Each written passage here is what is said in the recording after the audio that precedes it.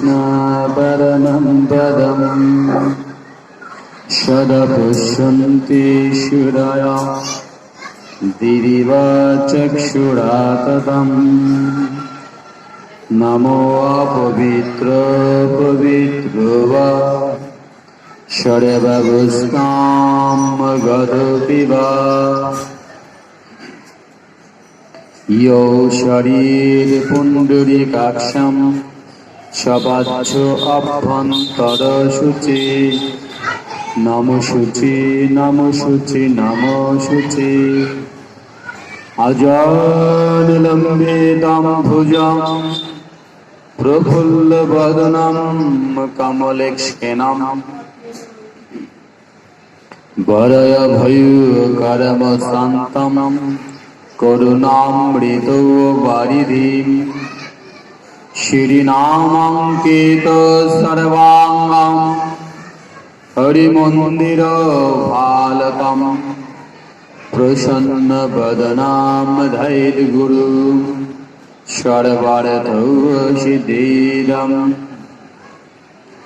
यस्य प्रसादाद् भगवत्प्रसादो यस्य प्रसादन्न गतिकुतोऽपि धियायां स्तवमस्तस्य यशस्त्रिछन्दं वन्दे गुरुश्रीचरणारविन्दं वन्देऽहं श्रीगुरा श्रीयुतपदकमलं श्रीगुरून् वैष्णवां च श्रीरूपं साग्रजातं सहगणो रघुनाथन्नेतं तं सजीवं साद्वैतं सावधूतं परिजनसहितं कृष्णचैतन्यदेवं श्रीराधाकृष्णपदं सहगणो ललितान् श्रीविशाखान्वितं च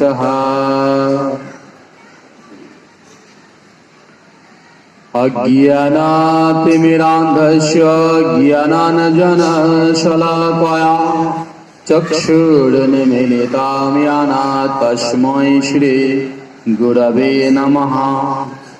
गुरुब्रह्मा गुरुविष्णु गुरुदेवो महेश्वरः गुरुरेव परमब्रह्म तस्मै श्रीगुरवे नमः।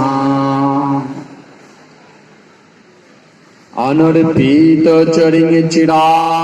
करुणायावतीर्णकलो समर्पयतु मुन्नतजलरसां सभक्तिश्रियं हरिपुरता सुन्दरदुतिकदम्ब सन्दीपितः सदहृदयकन्दरे स्फुरतु वशचिनन्दनः।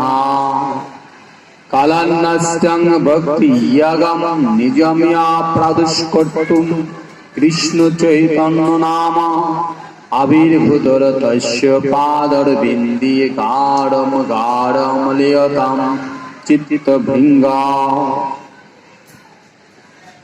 नमः वदन्नाय कृष्णप्रेमप्रदायते कृष्णाय कृष्णचैतन्यनाम्ने गौरतीशे नमो नमः।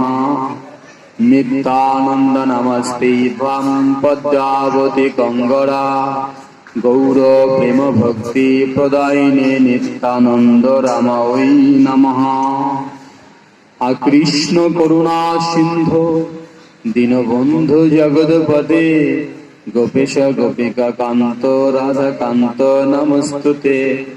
ত্রিভঙ্গ ভঙ্গি মঠাম বিনরন্দ্র করাঞ্চিতম গোপীমণ্ডল মধ্যস্থম সবিতম নন্দনন্দনম তপ্ত কাঞ্চন গৌরাঙ্গী রাধে বৃন্দাবনেশ্বরে বৃষভানুসুতে দেবী প্রণমামে হরে প্রিয়ে বৃন্দাবৈ তুলসী দেবৈ প্রিয়া ওই কেশবাস্য চ কৃষ্ণ ভক্তি প্রদেবী সত্যবত্তায় নমঃ নমঃ জয় রূপ সনাতনা ভট্ট রঘুনাথ শ্রীজীব গোপাল ভট্ট দাস রঘুনাথ এই ছয় গোসাইর করি চরণ বন্ধন যাহা হইতে বিঘ্ন নাশ অভীষ্ট পুরাণ সব শ্রোতা বৈষ্ণবের করি নমস্কার সবে মিলে পদধূলি দেহ মস্তকে আমার নারায়ণং নমস্কৃত্য নরম চৈব নরোত্তমং দেবীং সরস্বতীং চৈব তত জয় মুদিরয়ে ওম নমঃ ভগবতি বাসুদেবায় ওম নমঃ ভগবতি বাসুদেবায় ওম নমঃ ভগবতি বাসুদেবায় জয় জয় ভগবতে প্রেমানন্দে নিতাই গৌর হরি হরি বল নিতাই গৌর হরি বল জয় নিতাই জয় গৌর হরি জয় গুরু রাম রাধা রাম জয় শ্রী গুরুদেব জয় প্রভু নিতাই সত্য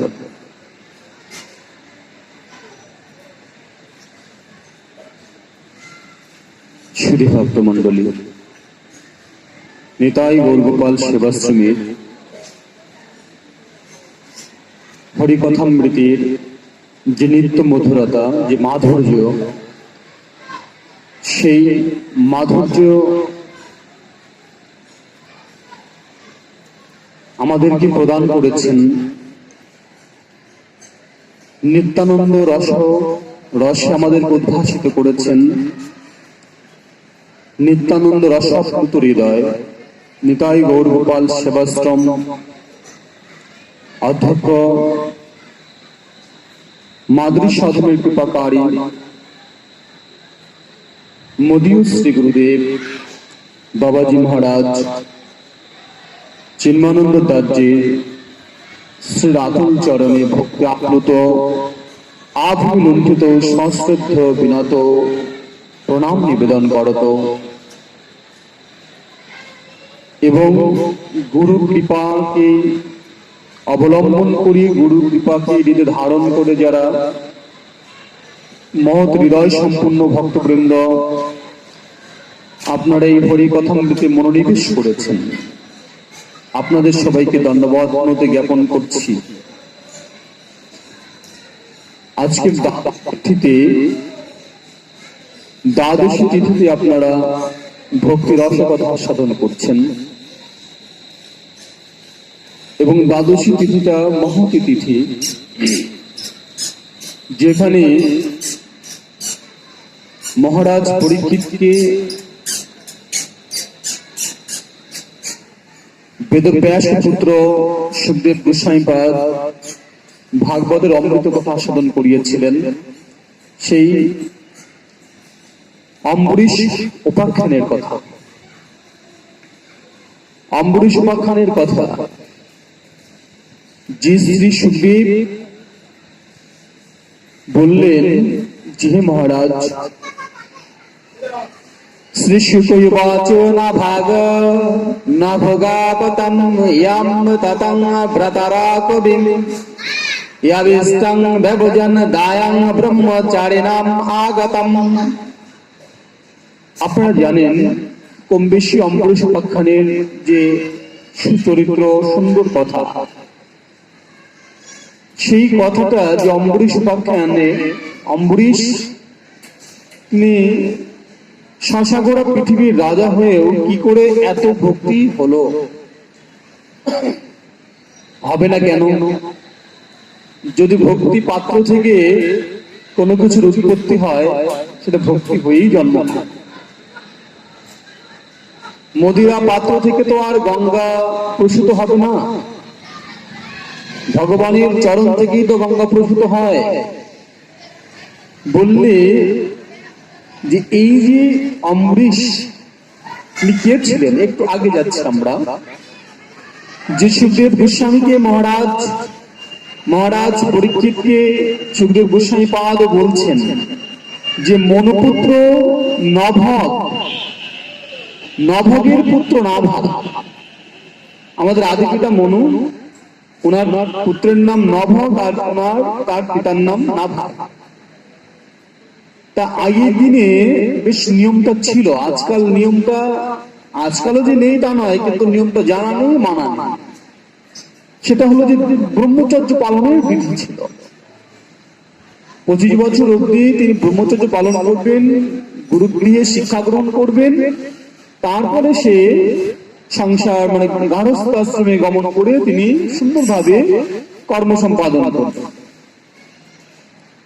তো সেখানে তিনি দীর্ঘকাল ব্রহ্মচর্য পালন করেছিলেন, পালন করে বাড়িতে ফিরে এলেন। তখন তার বড় ভাইরা, তাদের যে বয়সে ছোট কিন্তু বিদ্যায় শ্রেষ্ঠ নাভাগ, বড় ভাই তাদের থেকে ছোট ভাই ছোট, তা নাভাগ শ্রেষ্ঠ ভেবে বুঝে তখন নাভাগকে কি করেছে, দেখেছে নাভাগ তো অনেক বিদ্যা অর্জন করেছে,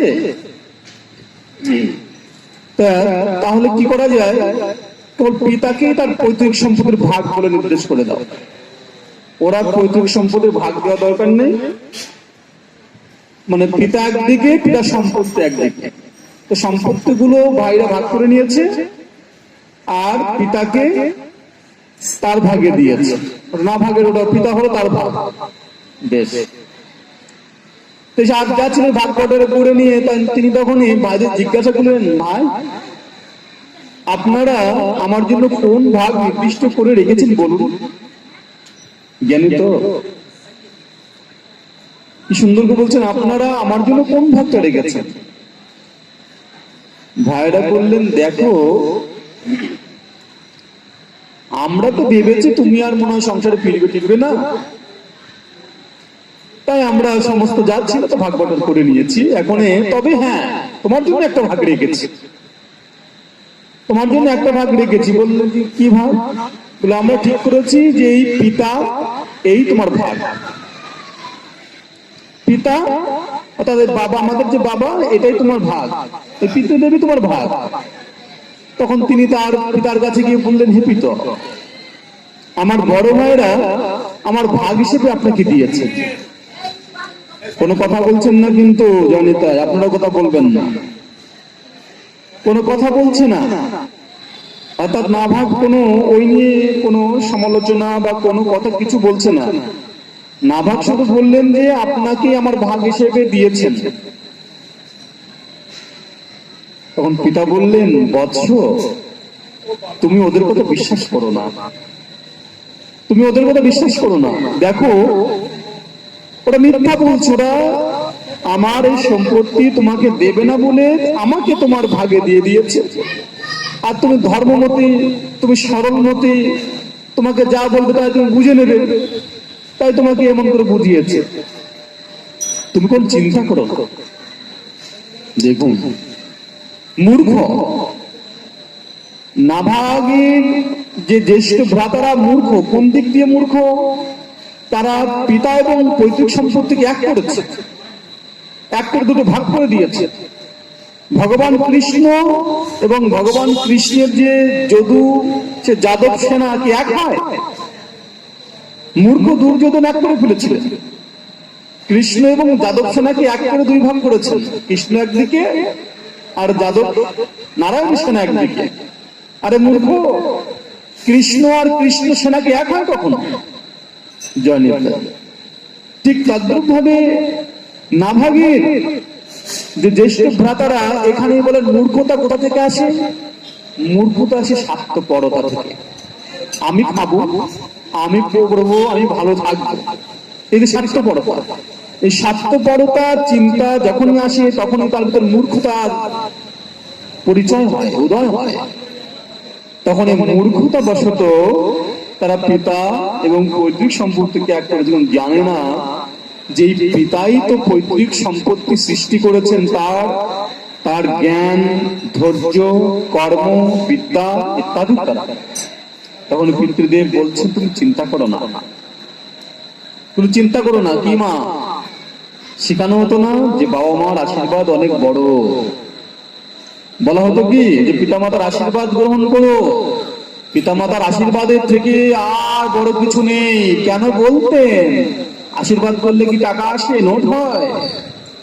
বললেন না, তার থেকে বেশি কিছু হয়, তার থেকে বেশি কিছু হয়। আশীর্বাদের ফলে তার প্রতি সুবুদ্ধির উদয় হয়। বললেন যে বিদ্যা বিনয়, বিদ্যা দদাতি বিনয়াত, বিনয়াত জাতি পাত্রত্বম, পাত্রত্বাৎ ধনমাপ্নতি ধনাৎ ধর্ম তত শিখম।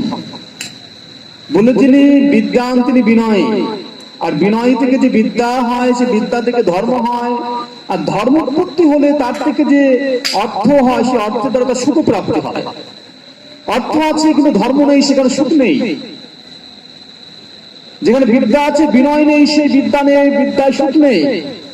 কি মাগো, বিদ্যান আছে কিন্তু অহংকারে, লোকে তাকে ভালো চোখে দেখে না। কিন্তু বিদ্যান যিনি, তিনি যদি বিনয় হয়, সেই ফলবতী বৃক্ষের ন্যায়, ফলবতী বৃক্ষের ন্যায় সে মাথাটা সবসময় নুয়েই থাকে। বললে উত্তম বিদ্যানের একটা উৎকৃষ্ট উদাহরণ। ঠিক তদ্রূপ ভাবে এখানে বিজ্ঞান নাভা তিনি পিতার চরণে প্রণাম করেছেন। পিতামাতার চরণে প্রণাম করলে, তাদের আশীর্বাদ গ্রহণ করলে, বললে কোনোদিন বিফল হয় না। কেন? যদি পিতামাতাও সুতত্ত্বদর্শী হয়। মা সাজা পিতা সাজা মাতা হলে কি পেতে হয়? সাজা পেতে হয়। হ্যাঁ, সে সাজা পাবেই। সাজা পিতা সাজা মাতা হলে পরে হবে না মাগো। এখানে পিতা মাতার ভিতরেও সেই আধ্যাত্মিক চিন্তা, ধ্যান, ধারণা, ধর্মীয় ভাব, গাম্ভীর্য, ত্যাগ, ধৈর্য ইত্যাদি থাকা চাই। তবে সেই তত্ত্বদর্শী পিতা মাতা আশীর্বাদ করবেন। কি আশীর্বাদ? যে অতত্ত্বদর্শী, অল্প জ্ঞান, সে বলবে যাও ভালো ইনকাম করে নিয়ে আসো, অনেক টাকা ইনকাম করে নিয়ে আসো, কারণ সে তত্ত্ব জানে না। আর যে তত্ত্বদর্শী, সে বলবে যে সুপথে চলো, সৎভাবে চলো, সুপথে চলো, কারো মনে কষ্ট দিও না। তোমায় যা দেবে ভগবান তাতেই সন্তুষ্ট থেকো, তাতেই তোমার সুখ হবে। জানি তাই কথায় কত তারতম্য আছে। তখন নাভাগকে তার পিতা বললেন, দেখো এই শব্দ সবে মাত্র আঙ্গিরস গোত্রীয় শ্রেষ্ঠ ব্রাহ্মণগণ এক বিশাল যজ্ঞের অনুষ্ঠানে রত রয়েছেন। কিন্তু পুত্র, তারা প্রত্যেক ষষ্ঠ দিনে নিজেদের কর্মে কিছু ত্রুটি করে ফেলেছেন। যজ্ঞ করতে গিয়ে তুমি সেই মনীষীদের কাছে গিয়ে বিশ্বদেব সম্বন্ধে যে দুটি সূক্ত আছে মন্ত্র, সেই দুটি সূক্ত তাদের পাঠ করাও। তারা যখন স্বর্গে যাবেন, ওখানে ভুল হয়ে যাচ্ছে, দেখুন এমন পিতা, তাদের যজ্ঞে এটা ভুল হয়ে যাচ্ছে, তুমি গিয়ে সেটা পাঠ করাও। তখন তারা স্বর্গে চলে যাবেন। যজ্ঞে অবশিষ্ট যে ধনরত্ন, সেটা তোমাকে দান করবে, তুমি সেই দান নিয়ে এসো। কি মা, তাহলে পিতার কি সম্পত্তি নেই? এই যে জ্ঞান প্রদান করলেন, পিতা মাতাদের সজ্ঞান প্রদান করলেন, এর থেকে সম্পত্তি আর কি আছে পৃথিবীতে বড়? এর থেকে আর সুন্দর কি হতে পারে? তখন পিতৃবাক্যকে গ্রহণ করে নাভাগ পিতার বাক্য অনুসারে সেই আঙ্গিরস গোত্রীয় যাজ্ঞিক ব্রাহ্মণদের যোগ্য স্থানে গমন করলেন এবং সেই মন্ত্র পাঠ করার পরে তার আশীর্বাদ প্রদান করে সেই ধনরত্ন নাভাগকে দিয়ে গেলেন। নাভাগ সেই ধন গ্রহণ করতে এই তো আরেক বিপদ হয়েছে। হ্যালো, আরেক বিপদ হয়েছে। বিপদ কি হলো? হঠাৎ করে দেখছি উত্তর দিক থেকে এক কৃষ্ণ বর্ণ বিশালকায় এক পুরুষ রুখতে রুখতে আসছে। এই যা এসে বলছেন, এই যজ্ঞভূমিতে অবশিষ্ট যে ধন সম্পদ আছে সে আমার, তুমি স্পর্শ করবে না। যে সাধু, সদ্ভাবাপন্ন হয়, তিনি তো আগে তর্ক করতে যাবেন না। কি মা, আগে তো বুঝবেন বিষয়টা কি হলো। দান আমাকে করে গেলেন, আর ইনি কোথেকে উড়িয়ে এসে এমন কথা বলছেন। তখন নাভাগ বললেন, দেখুন এই ঋষি দত্ত এই সমস্ত ধন তো আমার, উনি তো আমাকে দান করেছেন, কথার মধ্যে কতটা। তখন সেই পুরুষ তখন বললেন, আমাদের এই বিবাদের ব্যাপারে তোমার পিতাকে জিজ্ঞাসা করো। হরিব, তোমার পিতাকে জিজ্ঞাসা করা যায়। নাভাগ তখন পিতৃদেব জানেন। জয় জয় নিতাই গৌর সীতানাথ প্রেমানন্দে হরিব। জয় নিতাই, জয় জয় শুভ সন্ধ্যা কি, শুভ সন্ধ্যা কি, জয় জয় নিতাই গৌর হরিব। তখন পিতৃদেব দেখুন কি সুন্দর, পিতার বাক্যে বিশ্বাস। এটাকে কি বলছেন? একে বলছেন যে গুরুস্থানীয়দেরকে সম্মান প্রদর্শন করা। তিনি পিতাকে জিজ্ঞাসা করলেন, তখন পিতার কাছে এসে নাভাগ ফিরে এসে পিতাকে জিজ্ঞাসা করলেন। পিতা বললেন, হ্যাঁ, দক্ষ প্রজাপতির যজ্ঞের সময় একবার ঋষিবৃন্দ এই সিদ্ধান্ত দিয়েছিলেন যে যজ্ঞভূমিতে যজ্ঞ অবশিষ্ট যা কিছু থাকবে সব রুদ্রদেবের, ভগবান শিবের একটা অংশ রুদ্রদেব, সব রুদ্রদেবের। সুতরাং এই যজ্ঞ অবশিষ্ট ধনরত্ন তো মহাদেবেরই প্রাপ্য।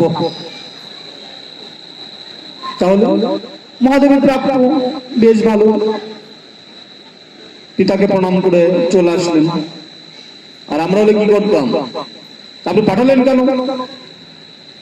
যদি নাই পাবো তো আপনি পাঠালেন কেন? এটা কাজ করলেন। আমরা পরন্ত পিতাকে আরো তিরস্কৃত করতাম। কিন্তু না, সুতত্ত্বদর্শী জ্ঞানীপুত্র, তত্ত্বদর্শী জ্ঞানীপুত্র নাভাগ, তিনি পিতাকে প্রণাম করে এসে তখন এসে কৃষ্ণবর্ণ পুরুষ রুদ্রদেবকে প্রণাম করে বলেন, আগে তো চিনতে পারেনি। পিতা যখন বলেছেন সাক্ষাৎ মহাদেব, বাবা রুদ্রদেব সাক্ষাৎ মহাদেব, তখন বলছেন, হে ভগবান, আমার অপরাধ হয়েছে, আপনার শ্রীচরণে প্রণাম, আমাকে ক্ষমা করো। সত্যই যদি আমার তত্ত্ব জ্ঞান না থাকে, আমার যদি দেখার চোখ না থাকে, সামনে যদি ভগবান দাঁড়িয়েও থাকে তবুও তো চিনতে পারবো না। কি মাগো, চিনতে পারবো? চিনতে পারবো না। আর যদি আমার দেখার মতো নয়ন পরিস্ফুট হয়, তখন সবার মধ্যেই গোবিন্দ দর্শন হয়, সবার মধ্যেই নিতাই গৌর দর্শন হয়। তিনি সবার মাঝেই বিরাজমান রয়েছেন, নিতাই গৌর। কিন্তু এই তত্ত্বে পৌঁছানো তো অনেক বড় কঠিন ব্যাপার। হৃদয়টাকে কোথায় নিয়ে ভজন করে, কোথায় নিয়ে পৌঁছালে যত্র যত্র নেত্র স্ফুরে তত্র তত্র কৃষ্ণস্বরে সবার মাঝেই গোবিন্দ রয়েছে, আমার প্রভু সবার মাঝে রয়েছেন। এই জ্ঞানটা কখন হয় গো মা? আপন পর জ্ঞান যখন থাকে না, তখন সবাই আপন হয়ে যায়। কারণ আপন বস্তু সবার মাঝে রয়েছে, তাই তো আপন হয়ে যায়।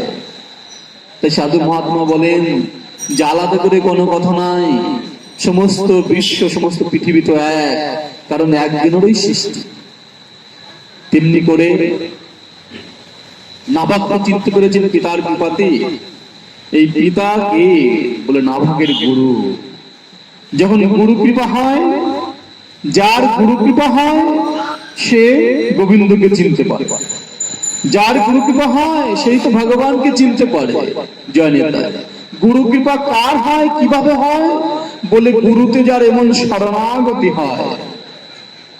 নাভাগের যেমন শরণাগতি পিতৃদেবের উপরে, বললেন তেমনি ভাবে আমার অপরাধ ক্ষমা করুন। রুদ্রদেব তখন বললেন, দেখুন ক্ষমাতে কোনো ক্ষমা চাওয়াতে কোনো লজ্জা নেই।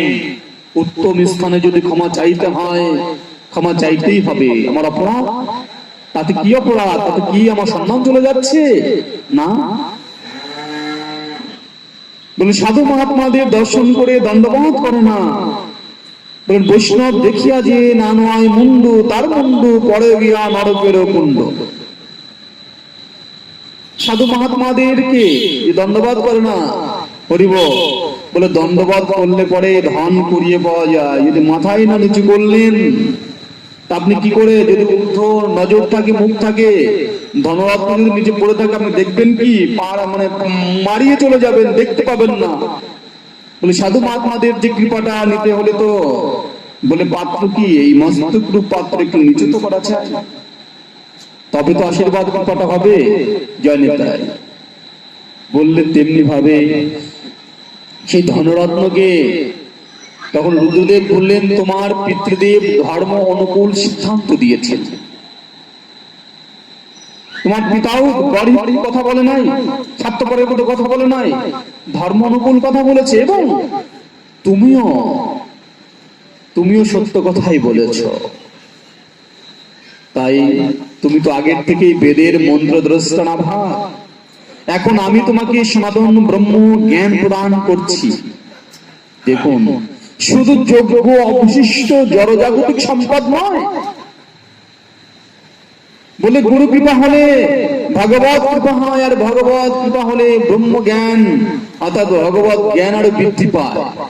এই যোগ্য অবশিষ্ট আমার যে অংশ সে রত্ন আমি তোমাকে দিলাম। বাহ, কি সুন্দর, সব পেয়ে গেলেন। মাগো, এই যে সত্যপ্রেমী রুদ্র ভগবান শিব কি বলা হয়, সত্যম শিবম সুন্দরম। যেখানে সত্য নেই সেখানে ভগবান শিব নাই। সত্যপ্রেমী ভগবান রুদ্রদেব, সত্য কথা বলো। রুদ্র অন্তর্ধান করলেন। যে ব্যক্তি সকাল সন্ধ্যায় এই একাগ্র চিত্তে আখ্যান স্মরণ করবে, এই যে পাঠটা করা হলো, এটা যে স্মরণ করবে সে বিজ্ঞান ও মন্ত্র জ্ঞান সম্পূর্ণ তো হবেই, সাথে সাথে আত্মবিদ্যা লাভ করবেন। জয় জয় ভগবান রুদ্রদেব কি, ভগবান রুদ্রদেব কি, নাভাগ কি। এই নাভাগের পুত্র হলেন অম্বরীশ। কি মা, একটু ঘুরে আসলাম তাই না, এটুকু ঘোরার প্রয়োজন ছিল। আমরা কার ঘরে যাব, সেই ঘরটাকে তো জেনে শুনে যাওয়া যায়। অম্বরীশ সম্বন্ধে আমরা আস্বাদন করব, তো অম্বরীশ কে, অম্বরীশ কে? সেই অম্বরীশ সম্বন্ধে, অম্বরীশ নাভাগের পুত্র, তিনি অতীব ভগবত প্রেমী উদার ধর্মাত্মা ছিলেন। যে ব্রহ্মসাপ কখনো কোথাও প্রতিহত হয় না, সাধু অভিশাপ ব্রহ্মসাপ, সেই ব্রহ্মসাপ অম্বরীশকে স্পর্শ করতে পারেনি। বাবা, ব্রহ্মসাপ অম্বরীশকে স্পর্শ করতে পারেনি।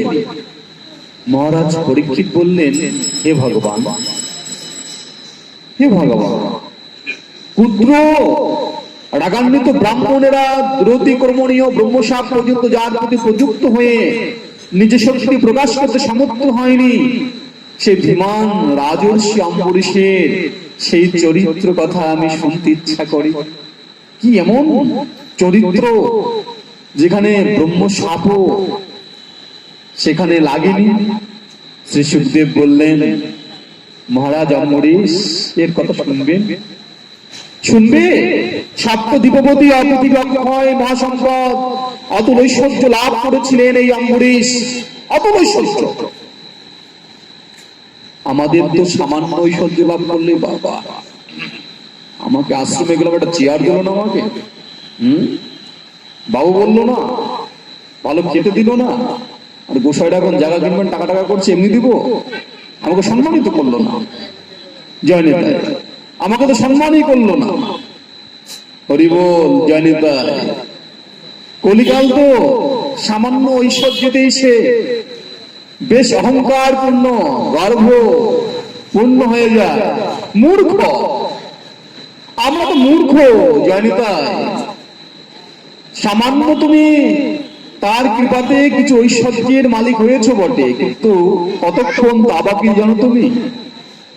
ঐশ্বর্যের তুমি এখন ঐশ্বর্যটা পেয়েছো, কিন্তু ঐশ্বর্যটা কতক্ষণ তোমাদের থাকবে? মাগো, কতক্ষণ থাকবে তোমাদের? তাই বললেন যে, কিন্তু অম্বরীশের উপাখ্যান শুনুন, কেন ভাগবত কেন শুনতে হয়। গল্প শুনতে আসছেন আপনারা? ঠাকুমার ঝুলির গল্প নাকি এটা? কি ঠাকুমার ঝুলির গল্প না দাদুর কোলে বসে সে মুখরোচক কথা? তা তো নয়। ভাগবত শুধু গল্প বলে না, ভাগবত কথা বলে না, শুধু মন গড়া কথা নয়, ভাগবত আমাদের জীবন সিদ্ধান্ত প্রদান করে, লাইফ ফিলোসফি। ভাগবত আমাদের জীবন দর্শন, আমাদের জীবনের কথা বলেন, আমাদের কথা বলেন, আমাদের মনের কথা বলেন, আমাদের চলা বলার কথা বলেন ভাগবতী, যে আমরা কিভাবে চলবো। শুধু সামান্য গল্পের মতো করে যদি পড়ে যায়, তাই তো বললেন পড়হ ভাগবত যাও হে বৈষ্ণব নিকট। বলে ভাগবতী কি বললেন? এই যে রাজা অম্বরীশের জীবনে আমরা উপাখ্যান করতে বসেছি, রাজা অম্বরীশের জীবনী থেকে আমরা কি পাচ্ছি? তিনি রাজা ছিলেন, ওনার ঐশ্বর্য ছিল, অনেক ধন ঐশ্বর্য ছিল, তো আমাদের কিছুই না। কিন্তু হ্যাঁ, আমাদের কিছু আছে। কি আছে? যে রাজা অম্বরীশ এতটা রাজা হয়েও তিনি কি করতেন? তিনি এই যে ঐশ্বর্য লাভ করেছিলেন, যদিও সেই সকল বিভব সাধারণ মানুষের পক্ষে অতীব দুর্লভ, অতীব দুর্লভ, ভাবা যায় না, কিন্তু তিনি সেই সবকে স্বপ্নতুল্য অনিত্য মনে করতেন। স্বপ্নতুল্য অনিত্য মনে করতেন, যেহেতু কিছুই নয়, যদি স্বপ্ন দেখে উঠলাম অনিত্য। কারণ এই জড় জগতের যা কিছু আছে এখানে কি মানিয়ে যাবেন নাকি? একটু সাথে সাথে করে কোমরে গুঁজে, হ্যাঁ কোমরে গুঁজে সোনা টোনা করে নিয়ে যাবো স্বর্গে ভাবে? হরিব, কোমর থেকে আর কষিয়ে নেবে জানি তাই। হরিব, যা কিছু সোনা গয়না করে যাবেন না, তখন বৌমারা ভাগাভাগ করে নেবে আর কি। বৌমারা তখন ভাগাভাগি করবে, আমার এটা জমা ওর ওটা। আর যদি ভাগ করে না দিয়ে যান, বলবো যে দেখো ওর বেশি দিয়েছে আমার কম দিয়েছে, মরেও শান্তি নেই। কিন্তু এই যে ধর্মীয় আধ্যাত্মিক জ্ঞানটা, এর ভাগ করতে কেউ বসবে না। আপনি দিতে যাবেন না, মা এখনো বয়স হয়নি, সময় হয়নি, এখন আমাদের লোক যায়নি, আমাদের এখনো দেরি আছে, মা বোঝেনি তো। জয়নেতা বৌমা, তাহলে তোমার যে একবারই সোনাটা দিতে চেয়েছিলাম, হ্যাঁ মা ওটা দেন, ওটা দিন। মানে তখনই বাবা মা হরিব, মাগো কি সুন্দর কথা। আর রাজা অম্বরীশ বলে অনিত্য মনে করতেন, স্বপ্নতুল্য মনে করতেন সবকিছুকে। কারণ তিনি জানতেন যে ধন ঐশ্বর্যের লোভে মোহমুক্ত মানুষ বুঝতে পারে না যে ঐশ্বর বিভাগ অতীব নশ্বর, অতীব নশ্বর। ধন ঐশ্বর্যের লোভে মানুষ বুঝতে পারে না। তিনি ভগবান বাসুদেব এবং তদ ভক্ত সাধুবৃন্দে উত্তম ভক্তি প্রাপ্ত হয়েছিলেন। তিনি শুধু ভগবানকে নয়, ভগবানের সঙ্গে ভগবানের ভক্তকেও তিনি ভালোবাসতেন, ভগবানের ভক্তকেও ভালোবাসতেন। হরিবল। তাই বললেন যে ঐশ্বর্য যদি দিয়ে থাকেন তো তিনি দিয়েছেন, যদি ব্যয় করতে হয় তো সে ভগবান এবং তার প্রিয় ভক্তদের সেবার জন্য ব্যয় করাটাই সাত্বিক, সেটাই সাত্বিক ব্যয়, সাত্বিক দান বলা হয়। যত্র তত্র বললে ব্যয় করাটাকে অপচয় বলছেন, নিরর্থক বলছেন। কেন? অম্বরীশ উপাখ্যানে তাই বলছেন, দেখুন তিনি কি, তিনি সমস্ত বিশ্বই তার কাছে মাটির ঢেলার মতো তুচ্ছ। ও বাবা, তিনি নিজে মনকে কি করেছিলেন দেখুন। অম্বরীশ উপাখ্যানে আমাদের শিক্ষণীয় বিষয়টাকে, অম্বরীশ নিজেকে কিভাবে প্রতিস্থাপন করেছিলেন ভগবত চরণে, নিজেকে কিভাবে ভগবত চরণে সেবায় লাগিয়েছিলেন। সবাই মানহা কৃষ্ণ পদারা বিন্দার বচংসে বৈকুণ্ঠ গুণান গায়নে করৌ হরি মন্দিরামার্জনাদিষু শ্রুতিম চকারাচ্যুত সত কথা গায়ে। তিনি নিজের মন, নিজের মনকে শ্রীকৃষ্ণের চরণারবিন্দে, ভগবানের চরণে দিয়েছিলেন মনকে। কোথায় দিয়েছিলেন? আর বললেন বাণী, বাণী মানে কথা। এই যে কথা, কত কথা বাবা, ঘুম থেকে উঠিয়ে কত কথা। যদি কাউকে বলা যায় একটাই শাস্ত্র, তোমার আজকে দিনে কথা বন্ধ, কথা বন্ধ, গ্যাস বেড়ে যাবে বলে বলছি। বলছে কি পেট ফুলেই মরে যাবে সে। বলবো যে আর শাস্তি না খেতে রাজি আছে, কিন্তু কথা না বলে থাকতে রাজি নেই, অসম্ভব। করিব কিন্তু কথাগুলো কি? কথাগুলোর মধ্যে ভগবানের কথা কদাচিৎ পাওয়া যায় কিনা সন্দেহ আছে। যারা আপনারা যারা ভক্ত, হ্যাঁ আপনারা তো রাম কথা বলেন না, আপনারা ভগবত প্রসঙ্গ নিয়েই থাকেন। আপনারা বুঝে ফেলেছেন যে এই জগতের যত কথা সবই অকথা, এই জগতের যত চিন্তা সবই দুশ্চিন্তা, এই জগতের এই যে যা কিছু বলছি এগুলো কিছুই নয়, সামান্য মাত্র। এই জগতের সুখ দুঃখ যা, এও সাথেও যাবে না, সুখও যাবে না, দুঃখও যাবে না। মা তবে না সে ভক্ত, হরিব তবে না সে ভক্ত। হরিকথা শুনে চলে গেলাম, আর মাঝে মাঝে একটু হরি হরি করলাম, কিন্তু এই দিব্য চিন্তা যদি ভিতরে আমার একদম স্থায়ী হয়ে না বসে, তাহলে পরে ভগবান সেখানে আসে আর যায়, ভগবানও অবিচল হয়ে থাকে না। এই দিব্য চিন্তাটা যদি হৃদয়ে একদম স্থায়ী হয়ে বসে, তার জন্যই তো আমরা কি মা মোবাইলের চার্জ ফুরিয়ে গেলে মাঝে মাঝে চার্জ দিই না আমরা। মোবাইল ছাড়া লোক আছে এমন তো বর্তমানে দেখা যায় না। মাফ করবেন ভাগবত এটা বলা ঠিক নয়, তথাপিও যে মোবাইল ছাড়া এমন মানব আছে এমন দেখা যায় না, কেন ওর চার্জ দিতে হয়, তেমনি আমাদেরও তো চার্জ ফুরিয়ে যায় সারাদিনের এসে। আমরা যে বিকালে এসেছি আর কি, একটু ভাগবতের কাছে একটু কৃপা করো। আমরা আমাদের হৃদয়কে চার্জ দিতে এসেছি ভাগবতের কাছে। কেন? ওই সারাদিন আমরা অন্য কাজে ব্যবহার করেছি না নিজেকে, কি মা করেছি তো? সারাদিন ভরে কত কথা, কত চিন্তা, বৈষয়িক চিন্তা ইত্যাদি করে করে আমাদের যেটুকু একটু ওই সকালে একটু জব করেছিলাম, একটু পুজো করেছিলাম, একটু করেছিলাম, সেটুকু আবার একটু আরম্ভ করেছে, তো বিকালে এসে আবার চার্জে বসিয়েছি। এই যে আমরা ভগবত কথার মধ্য দিয়ে যে আত্মিক আলোচনা করছি, ভগবত প্রসঙ্গ নিয়ে যে আমরা আলোচনা করছি, বলে কি হচ্ছে? এটা হৃদয়ের চার্জ হচ্ছে, হৃদয়ের খোরাক হচ্ছে, জীবনী শক্তি বৃদ্ধি করছে। আপনার সংসারে যে কত দুশ্চিন্তা, কত কিছু সব দুর্বৃত হয়ে যাচ্ছে, বলে কেন? বলে ভাগবত সে কথাটাই বলে, হৃদয়ের কথা বলে। ভাগবত সেই কথা বলে যেখানে আপনার সমস্ত চিন্তা দূরীভূত হবে। বলে কেন? ও মা এতক্ষণ জানিয়েছিলে সব অনিত্য, হরিব এতক্ষণ জানিয়েছিলে সংসারে সব অনিত্য, এখানে যে শুনে গেলে তো জানি তাই। বললে আবার এই অনিত্যকে নিয়ে তো বাবাজি আমরা তো আবার ফিরে যাব, তাহলে পরে বলে অনিত্যকে নিয়েই নিত্য বস্তুর সন্ধানে চলো। অনিত্য বস্তু তবে এটা অনিত্য, তাই না? ভেঙে যাবে, নষ্ট হবে, কিন্তু এ দিয়ে যখন ভগবানের সেবা করছে তখন কি নিত্য সেবা লাগছে? তো এই যে সেবাটা যখন নিত্যে লাগলো, অনিত্য বস্তু নিত্যের সঙ্গে যুক্ত হলো। কি মা আমরা তো আবার খুব প্র্যাকটিক্যাল, না দেখে না বুঝে তো বুঝি না।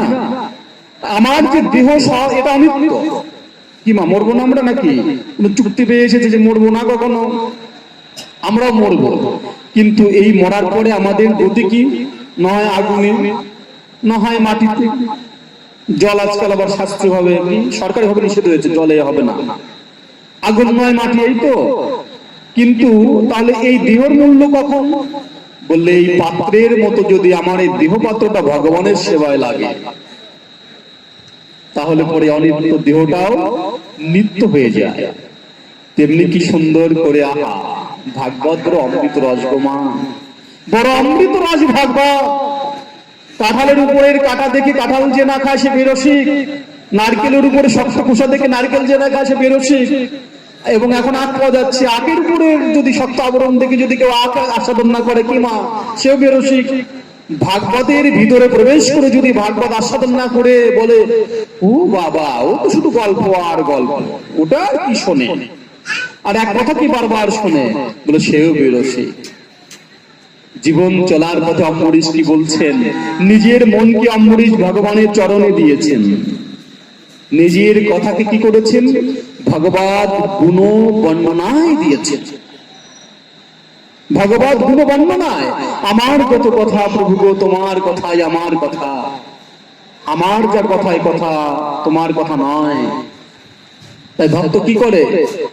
সময় পেলেই কাজ করে আর মুখে গুনগুন করে নাম করে, গুনগুন করে নাম করে। বলে কেন? কলিতে নাম সত্য, ভগবানের কথা সত্য, ভগবান সত্য। আমি যা করছি সংসারের যে ঘটনা, বলে করুন বলদের মতো আমি সব করে যাচ্ছি, এর মধ্যে যতটা হরিনাম করে যেতে পারবো এটাই আমার সুখের, এটাই কাজে লাগবে। জয় নিতাই। তাই মা আমার এমন করে রান্না করে, এখন তো এমন করে, তো রান্না করে, তার সঙ্গে সঙ্গে সে যেই রান্নাই করুন না কেন, বলে বাবাজি আমরা তো অন্য কিছু রান্না করি, বলা যাবে তো আর কৃষ্ণ, বলে তাতে সমস্যা নেই, নামটা তো মুখে করছো নাকি? হরিব, নামটা তো মুখে করছো, তুমি নাম করতে থাকো। তোমার কর্ম একদিকে আর নাম আর একদিকে, তোমার নামের কাজ নাম করবে। জয় নিতাই। বলে নাম করতে থাকো। তাই বললেন কি সুন্দর করে অম্বরীশ, মা বাবা শশাগোড়া পৃথিবীর অধীশ্বর অম্বরীশ, তিনি কি করলেন? ওনার যে হাত দুটো শ্রী হরি মন্দির মার্জনায় হাত দুটো তিনি যুক্ত করেছেন। শ্রী হরি মন্দির মার্জনা, এটা আপনারা করে থাকেন, দেখুন ভক্তরা মিলিয়ে নেবেন। হয়তো বা অম্বরীশের মতো পারি না, কি মা ওনার মতো হয়তো বা নিষ্ঠা ভক্তি ঐকান্তিকতা নেই, কিন্তু কিছু তো করেন আপনারা, যে আপনারা হাত দিয়ে ঠাকুরের বর্তন মার্জন করেন, ঠাকুরের যে বাসন, ঠাকুর ঘরের যে জায়গাটা স্থির ভাবো, স্থির করো বললেন। এবং বললে যে কান দিয়ে কি করো, কান দিয়ে আপনারা কি করছেন এখন? কার কথা শুনছেন? কৃষ্ণ কথা, ভগবানের কথা। এই কান দুটোকে তিনি অচ্যুত লীলা কথা শ্রবণে নিয়োজিত করেছিলেন। ও মা, আমরা তো অনেক জ্ঞানী মানুষ, আপনারা ভক্ত, আমি আবার নিরট পাষণ্ড জ্ঞানীর মতো আর কি। তখন বলবো তাহলে রাজা রাজকার্য পরিচালনা করতেন কিভাবে?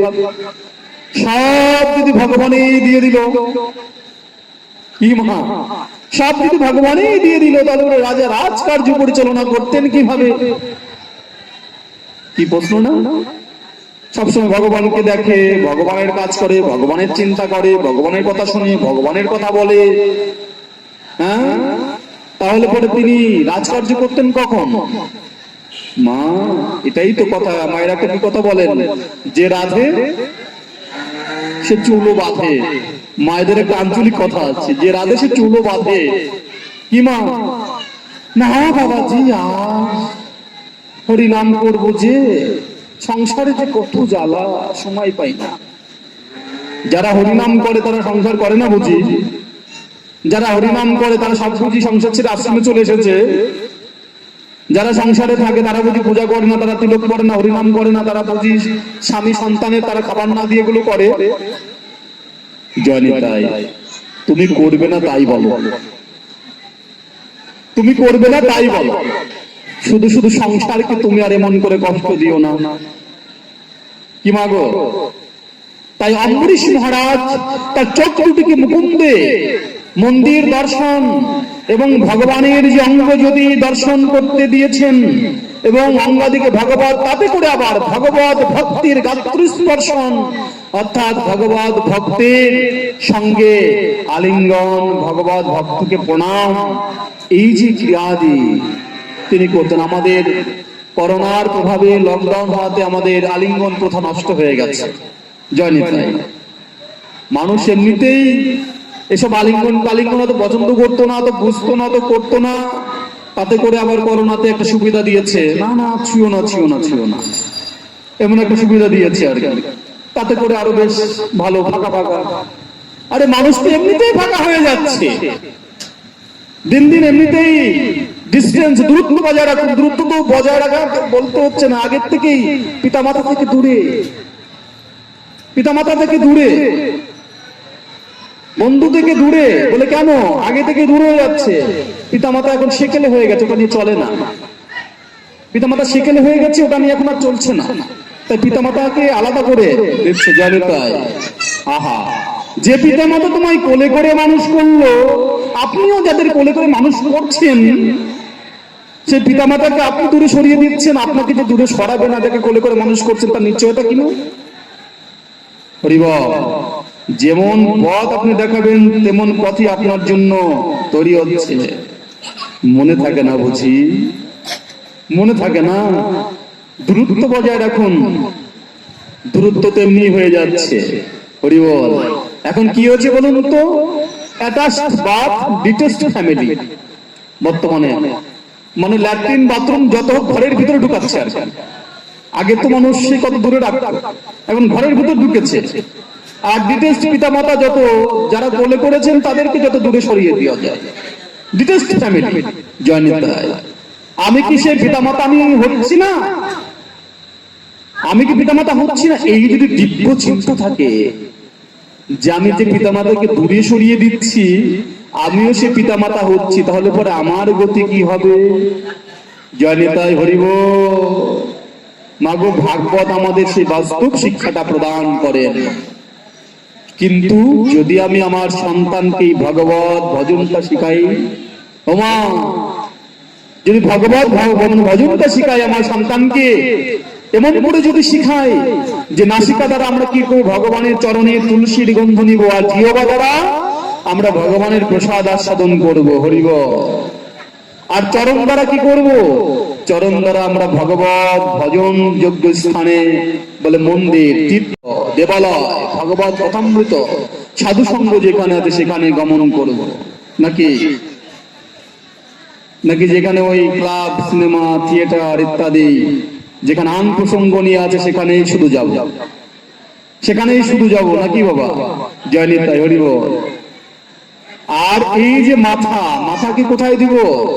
বলে মস্তককে আমি ভগবানের গোবিন্দের পাদ পদ্মে নিয়োজিত করব, গোবিন্দের পাদ পদ্মে নিয়োজিত করব। মস্তক আমার মাথা নত করে দাও হে প্রভু তোমার চরণ ধুলার। রবি ঠাকুরের কথা গো, যে কথাগুলো কি উপনিষদের কথা, ভাগবতের কথা সহজ করে বললেন, আমার মাথা নত করে দাও হে প্রভু তোমার চরণ ধুলার তলে। আর কোথাও না। তোমার চরণ তলে যদি আমি আমার মস্তকটাকে রাখতে পারি, আমার মাথাকে যদি আমি অবনত করতে পারি, হরি বল, তাহলে আমার জীবনটা ধন্য হয়ে যাবে। নতুবা আমার জীবনের কোনো সার্থকতাই নাই। এই রাজা অম্বরীশ এমন যে সাত বংশে জন্ম, সাত কর্ম অম্বরীশ, ওনার ভগবান কৃপা করবে না? করবে কি আমায়? রাজা অম্বরীশের কাছে তো আমরা শিক্ষা পেলাম। মাগো, রাজা অম্বরীশের কাছে আমাদের প্রণতি, হে রাজা অম্বরীশ, তুমি তো ভগবত কৃপা প্রাপ্ত, তুমি আমাদেরকে কৃপা করো, আমরাও যেন কায় মনোবাক্যে গোবিন্দ চরণ শরণ গ্রহণ করতে পারি। আমরা কায় মনোবাক্যে আমাদের সমস্ত ইন্দ্রিয় দিয়ে যেন গোবিন্দ সেবা করতে পারি। আমরা রাজা অম্বরীশের কাছে, তুমি সাধু তো মা, সংসারে থাকলে বুঝি সাধু হওয়া যায় না? সাধু হতে গেলে শুধু ওই মাথা ছুঁতে হবে আর আশ্রমে নিরামিষ খেতে হবে, এমন কোন ব্যাপার আছে কি? সাধু সৎ প্রবৃত্তি জাগ্রত হলে সে সাধু। এবং সংসারে যদি সাধু না হয়, সেই সমাজ কখনো সুন্দর হয় না। গুটি কয়েক মন্দিরের মাথা চলা সাধু দিয়ে তো আর সমাজ চলবে না, এ দিয়ে তো সমাজ চলবে না। সমাজ তো সবাইকে নিয়ে সমাজ। তাই প্রত্যেকটা গৃহ যদি সাধু হয়, প্রত্যেকটা গৃহ যদি মন্দির হয়, এবং প্রত্যেকটা গৃহের ব্যক্তি যদি সাধু, মানে কি? সাধু মানে সৎ, সুন্দর মানসিকতা, সেই তো সাধু। এমন যদি প্রত্যেকটা সংসার হয় কি মা, তাহলে পরেই সুন্দর হয়, তাহলে আর অশান্তি থাকে না। এটাই বললেন যে সংসারে থেকেও সাধু হতে হবে। হওয়া যায় তা নয়, সংসার থেকে সাধু হতে হবে, এবং সংসার থেকে সাধু হতে পারলেই আনন্দ। এবং জলে যে প্রভু গো, সাধু হতে পারি বা না পারি সেটা কথা নয়, তোমার চরণে মিনতি যেন সংসারে থেকে সেই সৎ মানসিকতা নিয়ে যেন তোমার স্মরণ করতে পারি। আবার আমি সাধু হয়ে গেছি এমন ভাব আসলে বড় অহংকার হয়ে যাবে। বাবা, কি করে গোসাইরা, কি ভজন করে? গোসাই শুধু ঘুমিয়ে বেড়ায়, এসে দেখলে ঘুমায় আর ঘুমায়। গোসাইদের তো কাজ কাম নেই। আমরা কত কাজ সেরে এসে আমরা কত হরিনাম করে আসলাম, কত কিছু করে এসে আমরা এ করছি, আর গোসাই শুধু ঘুমিয়ে বেড়ায়। জয় নিতাই হরি বল। ওই যে সংসার থেকে সাধু সাধু ভাব হয়েছে, তখন ভিতর আবার এমন করে মানে বুক ফুলে গিয়েছে। হরি বল, গেল, সেটাও গেল। হরি বল, জয় নিতাই। মাগো বললেন যে নিতাই চাঁদ যাকে দিয়ে যা করাবে সেটাই সুন্দর। আমি তো জজ হয়নি। বাবা যেদিন বলেছিলেন তুমি কি বিচারক হয়ে পড়েছ, তুমি বিচার করবে, বিচারকে যা করবে নিতাই চাঁদ করবে, বিচার যা করবে নিতাই চাঁদ করবে, তুমি বিচারক হওনি। গুরু কথা গো, ছোট ছোট কথার মধ্যে অনেক অমৃত। আমরা বিচার করার কেউ নই, যা করবে নিতাই চাঁদ, তুমি তোমার কর্মটা করে যাও, তুমি তোমার কর্ম করে যাও। তাই নিতাই চাঁদের কাছে প্রার্থনা, অন্তত তোমার এই নাম থেকে বঞ্চিত করো না, ভক্ত সঙ্গ থেকে বঞ্চিত করো না। আর অম্বরীশের কাছে কথা, যে তোমার মতো করে না পারি, তুমি একটু কৃপা করো যেন গোবিন্দে মতিটা রাখতে পারি। এই আশা আকাঙ্ক্ষা রেখে মাগো আজকের ভাগবত কথা হরি কথা এখানেই বিশ্রাম। জয় জয় শ্রী গুরু প্রেমানন্দে, তাই গৌর হরিবল, জয় নিতাই।